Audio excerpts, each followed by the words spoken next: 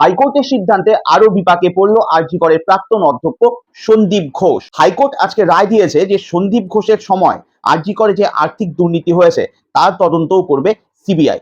2021 সালের জানুয়ারি মাস থেকে 2024 সাল পর্যন্ত আরজি করের যে আর্থিক দিকটি রয়েছে সেটা খতিয়ে দেখার জন্য রাজ্য সরকার সিট গঠন করেছিল এবং তাদেরকে বলা হয়েছিল 1 মাসের মধ্যে তাদের প্রথম রিপোর্টটি জমা দেওয়ার জন্য।